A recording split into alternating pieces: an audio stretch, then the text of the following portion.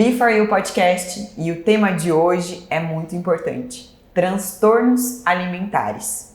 Para falar sobre isso, nós convidamos a nossa psicóloga cognitivo-comportamental, Andréia Cristina Pereira. Seja bem-vinda, Andréia. Obrigada. E convidamos também a nossa nutróloga, doutora Luciana Pegorer. Seja muito bem-vinda, doutora. Obrigada, adorei o convite. Estar com a Andréia aqui é um prazer. E tão gostoso falar desse tema que as especialidades se complementam, né? Sim. Vamos começar explicando um pouquinho para as pessoas quais são os transtornos alimentares mais comuns que vocês recebem. Conta um pouquinho pra gente, Andréia. Mais comum no consultório são os transtornos de bulimia, anorexia e compulsão alimentar. Esses são os mais aparecem, o que mais a gente identifica, né, no dia a dia. Existem outros que são um pouco mais raros, mas esses são os que mais precisam de um cuidado, de uma atenção. Andréia, quais são, né? Eu sei que cada ser humano funciona de um jeito, né? Mentalmente, tudo, mas quais são geralmente os gatilhos que levam as pessoas a terem esses comportamentos? Os gatilhos são muito específicos, né? E são muito, na verdade, cada um tem o seu gatilho, tem a sua história, tem as suas experiências. Então a gente não pode dizer que todo mundo que tem compulsão alimentar tem o mesmo gatilho. Por exemplo, a Maria, ela tem uma compulsão porque ela foi abusada sexualmente na infância, né? Então significa que todo mundo que tem compulsão foi abusado sexualmente. E a gente brinca que na psicologia tudo depende, né? Então depende, cada um tem o seu gatilho. Por isso que é importante um tratamento, porque nós não estamos falando simplesmente de características, de disfunções de momentos. Nós estamos falando de transtorno. É muito sério. Quem tem uma compulsão, quem tem anorexia, quem tem a bulimia, nós estamos falando de coisas sérias. Sim. Então é muito importante que cada um busque ajuda para identificar esses gatilhos, né? Que cada um é um. A gente vê que, na verdade, assim, cada relação com o alimento que a pessoa desenvolve vem de alguma coisa, que pode ter sido no passado, pode ter sido durante a adolescência. A gente vê um pouco na parte da anorexia essa relação com o corpo, porque a gente, não que seja toda anorética é uma adolescente, então, mas tem algumas coisas que são um pouco mais características, né? A gente vê que a anorexia, ela vem se desenvolvendo em mulheres, é mais comum, não que o homem não tenha, mas na mulher ela é um pouco mais comum, né? E mais frequente na adolescente jovem, porque tem um pouco essa relação com o corpo, essa cultura, né? Padrões de beleza. E ainda mais com rede social hoje em dia, que os adolescentes ficam extremamente conectados de comparação, né? Essa prevalência, porque essa época da adolescência é uma época onde as crianças elas se separam um pouco dos pais e se aproximam mais dos pares, né? Sim. E aí eles veem, né, a ilusão, eu vou arriscar dizendo, das redes sociais, porque as blogueirinhas, né? Antigamente eram as modelos, hoje são as blogueiras, hoje são as influencers, que colocam, né, tudo muito lindo, tudo muito perfeito, e elas querem na comparação, trabalham o tempo todo na comparação, os adolescentes. E aí essa prevalência da anorexia na adolescência é devido a isso. Eu acho que, então, a próxima pergunta seria tanto para esses pais que têm os adolescentes, quanto para adultos também, né? Quais são... Onde que eu sei que eu preciso buscar ajuda, né? Qual é o momento que eu consigo identificar que, olha, peraí, agora eu preciso buscar ajuda? Como que vocês veem isso? Então, cada um você vai perceber de uma maneira, né? No adolescente ou principalmente no adolescente anorexo, ele vai começar a não querer participar das reuniões na mesa, ele tenta não fazer a refeição junto com a família. Às vezes tem alguns adolescentes que começam a abusar um pouco de exercício, você vê que ele está o tempo inteiro fazendo alguma atividade para perda de peso. Você começa a perceber um emagrecimento, né? Mais acentuado, né? Que não é normal. O exercício a mais e o emagrecimento também a mais. Eu acho que até a André pode falar um pouco um comportamento de isolamento, eles começam a ter, eles querem se trancar dentro do quarto, não querem participar com a família. Então ele começa a ter alguns sinais que você tem que começar a ficar um pouco alerta naquele adolescente. Como ela tem uma relação com a comida, isso é importante. Se você coloca no prato, ela aceita que você coloque, ela aceita experimentar coisas novas, ela aceita comer com a família. Isso que eu ia falar, por isso também a importância da gente fazer as refeições junto, não estar na TV, não estar no celular, prestar atenção naquele momento presente, né? Não, isso é fundamental, né? Até porque os adultos que têm compulsão também comem escondidos, né? Então, uma das características da compulsão é a pessoa comer escondido. Ela esconde pote de sorvete, caixa de comida, né? Comeu alguma coisa, ela esconde do marido, esconde dos filhos, esconde do pai, esconde da mãe, esconde de quem ela convive, né? Então, essas refeições juntas também pode mostrar bastante coisa. E aí, olha, ultimamente eu tenho comido, tenho sentido culpa. Vamos começar a prestar atenção se eu não estou tendo uma compulsão, né? E alguns sinais são esses. E com certeza, refeição precisa ser feita na mesa, né? Não se faz refeição na sala, no quarto. Isso é muito comum, não significa que é normal, né? E não é saudável de nenhuma forma. Tem se perdido muito, né? Esse negócio de você sentar na mesa e conviver. E isso tem acabado trazendo uma relação com a alimentação muito ruim. Não só o adulto é um exemplo para o jovem. Então, se o adulto já demonstra na sua casa uma relação ruim com a alimentação, então, assim, não senta na mesa, não faz uma refeição adequada, porque, assim, o comer, ele não é só para se alimentar, né? É reunir na mesa, dividir. Quando a gente era criança, não sei, quando a gente sentava na mesa, a gente não queria dividir as histórias, não contava como era, como tinha ido na escola. É um momento de partilha, né?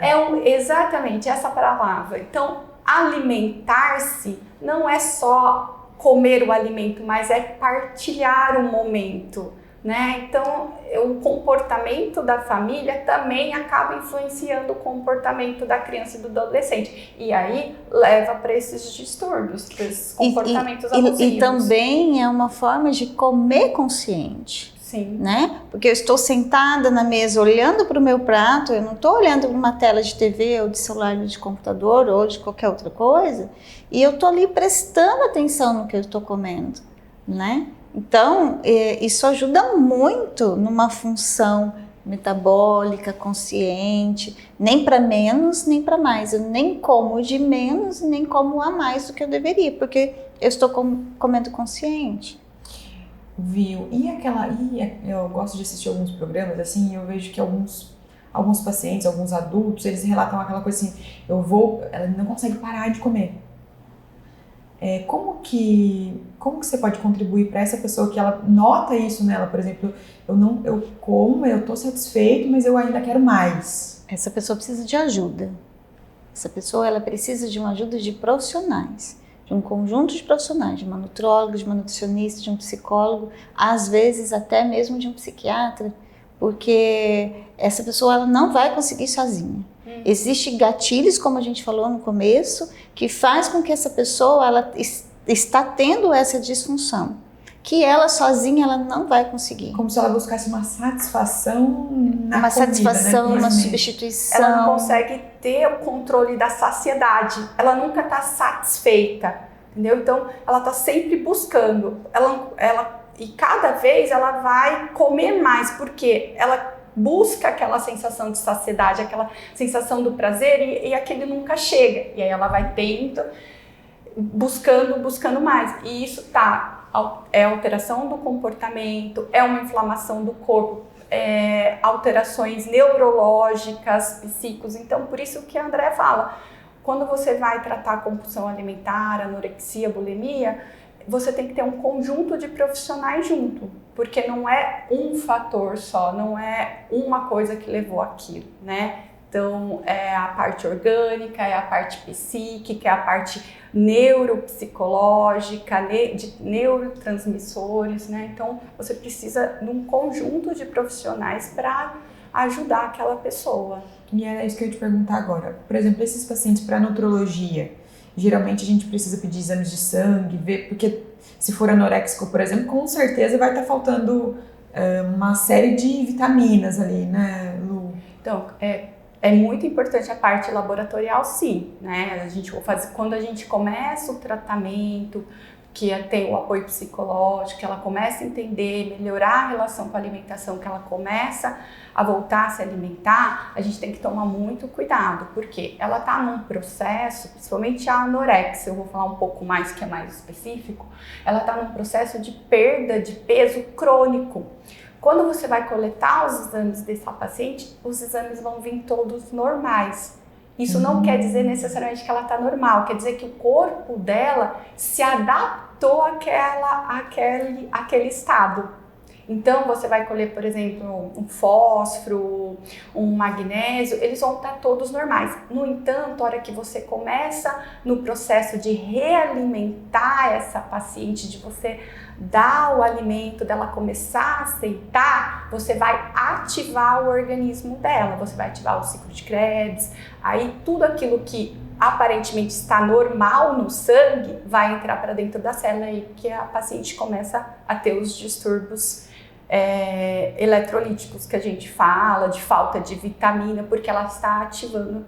E aí que é importante o acompanhamento nutricional do nutrólogo. Também. A psicóloga está ali trabalhando a parte psicológica, ajudando. A causa, A causa, e a gente vai trabalhando a parte nutricional. E é um trabalho bem devagar, assim, né? Porque conforme ela vai se alimentando melhor, vai aceitando o alimento, a gente vai tendo que repor aquilo que está faltando, e algumas vezes você tem que chegar a internar a paciente para fazer esse início, porque senão ela pode ter distúrbios graves. De passar mal De mesmo. passar mal, isso, no início. Se ela tiver algum... a gente percebe que as anoréticas, elas chegam até a parar a menstruação, porque ela não tem nutriente suficiente para fazer a parte hormonal, né? Então, se no início você não tiver muito cuidado nisso, você pode levar a ter complicações. Esse é um sinal importante, né? Quando a pessoa ou o filho ou alguém conhecido, olha, não está menstruando, parou de menstruar, é um sinal. Tá magra, a gente não está vendo comer. Não participa tanto socialmente conosco, tanto dos almoços em família, quanto dos passeios. Ou então, tá magra, a gente vê comer, não tá funcionando legal, então aí a gente vai pra bulimia. Às vezes ela até come, mas... Aí ela joga fora. E eu fico pensando tudo como mãe aqui, né? Em geral, assim, claro que cada um é único, mas a mãe... Geralmente elas conseguem se abrir com os pais, assim, com a mãe, para buscar essa ajuda ou... Depende. Olha, isso é uma pergunta muito interessante, porque o que acontece? O papel do pai e da mãe são papéis que não são papéis de amigos, né? Porém, também não pode ser um papel muito distante. Então, se eles conseguem chegar nos pais, é porque os pais têm uma abertura para dar para os filhos, né? Então, como que eu dou essa abertura para os meus filhos chegarem em mim e falar assim, olha, tem alguma coisa errada, né? É quando o pai o pai e a mãe, né? Quando os pais, eles não cortam os filhos, não, você não sabe de nada, né? Não, cala a boca. Taxativo. Então, assim, desde criança, os pais eles precisam da liberdade de expressão. O que eu mais escuto é, meus pais não me escutam. Então, tudo que o adolescente vai falar, tudo que o filho vai falar, não é importante, não é verdade, vocês não sabem de nada, então eu já vivia, sou eu quem sei. Não, a gente precisa dar abertura para eles expressarem. Isso não significa que eu vou concordar, que eu vou assinar embaixo de um absurdo que eles estão falando. Mas eles precisam ter expressão, direito de expressão. Se eles não têm direito de expressão, eles não vão se abrir com vocês. Esquece. Não é? Ainda, também não adianta ser amiguinho. Ai, eu escondo do meu marido o que a minha filha fala, né? Ou então, eu sou muito amiga da minha filha, ela me conta tudo. Não, esse não é papel de mãe. Papel de mãe é de mãe, não é de amiga. Porém, a gente precisa deixar a porta aberta para que os filhos venham falar. Sim, para então, poder encaminhá-los para melhor ajuda. É uma construção desde sempre. Se a criança ou adolescente vem, fala uma coisa, ela é punida, ela vai deixar de falar, né? Então a gente precisa saber deixar a criança e o adolescente se expressar.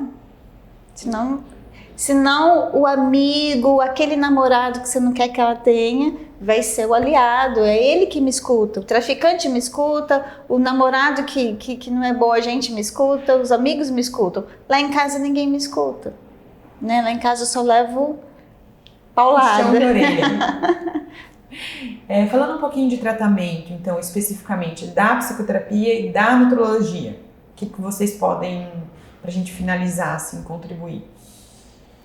Então, é que a gente falou além uma de coisa, que a gente falou, né? Um não vive sem o outro. A gente não consegue tratar um transtorno alimentar se você não fizer psicoterapia. E com a psicoterapia, a melhora do paciente, você precisa do acompanhamento nutricional. Porque é isso, quando o paciente começa a melhorar, que ela começa a entender, ela começa a ter uma relação melhor com a alimentação, ela vai começar a aceitar o alimento.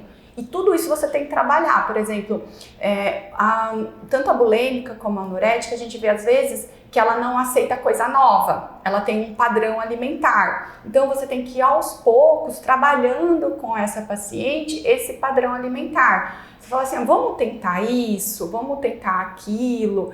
E quando ela começa a se alimentar, você tem que começar a estar atenta aos sinais que ela vai mostrar, por exemplo, ela pode ter tremores, que é falta de algumas vitaminas, alguns eletrólitos, e você tem que estar ali o tempo inteiro monitorando isso e repondo o que é necessário. A parte também dos hormônios, como eu falei, eles chegam a perder tanto peso, não tem mais gordura, porque para você produzir a parte hormonal, você precisa ter um mínimo de gordura. Sim. Porque todos os hormônios, principalmente os sexuais, estrogênio e progesterona, eles vêm do colesterol, eles vêm da gordura que a gente tem. Então, se há uma perda muito importante, você tem a suspensão, o bloqueio dessa produção. Então, até o paciente conseguir voltar num padrão, que ela consiga voltar a produzir esses hormônios, ter tudo. Então, tudo isso é importante nesse tratamento. É um tratamento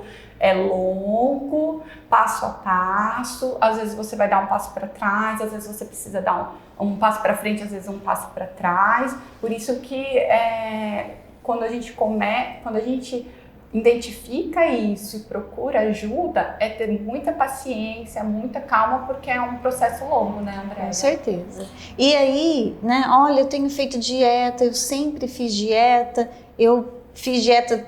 vários nutrólogos, nutricionistas diferentes, não funciona. Aí a gente, então peraí, vamos prestar atenção, porque às vezes não é só de uma dieta que a pessoa está precisando, né? Ela está precisando ver o que está fazendo com que ela coma demais ou coma de menos. Então, às vezes, né, esse caminho de muito tempo fazendo dieta e eu não vejo resultado, emagreci,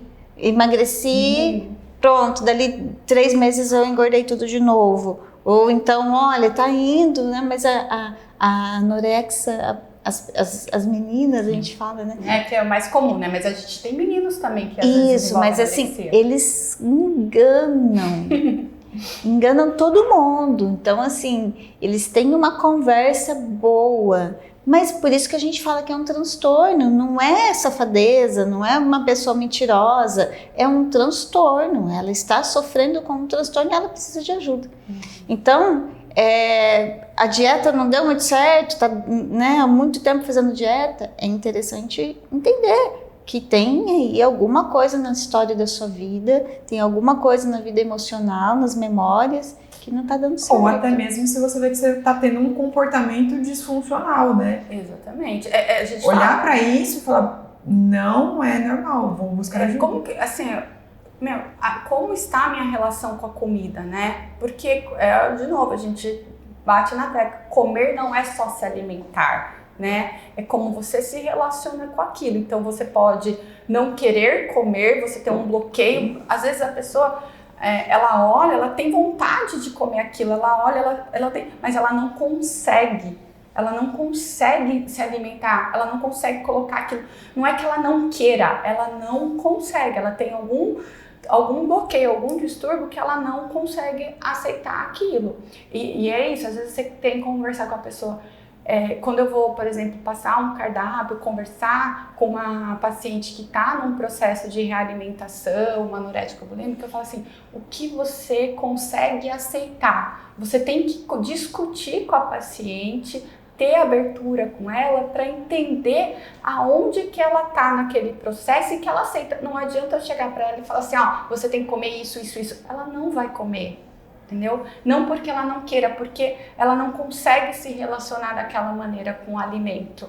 Então você tem que estar o tempo inteiro conversando e discutindo com a paciente. Ela tem que fazer parte do tratamento. Ela tem que aceitar. Ela e a família também. A família tem que olhar para aquilo e entender que o adolescente ou o paciente que está passando por aquilo, ele não está passando por aquilo porque ele quer. Porque ele não consegue, e a família tem que entender isso, porque às vezes o pai fala assim, mas tá comida e ele não quer comer. Frescura. É frescura. Não é frescura. Ela realmente não consegue se alimentar, entendeu? Ela não consegue experimentar um alimento novo. Aquilo para ela é como se fosse uma agressão. Então você tem que conversar, você tem que entender, você tem que escutar. Tanto é que na hora que você foi falando de colocar um alimento por vez, eu fiquei imaginando aqui que você coloca um alimento aqui, você vem na nutrologia, adapta o cardápio. E aí a ajuda da psicóloga do tipo, ela deve se falar, eu tô com medo. Aquele alimento novo deve acionar, por exemplo, talvez, eu vou engordar demais, ou vou fugir do que eu venho um padrão de pensamentos, né?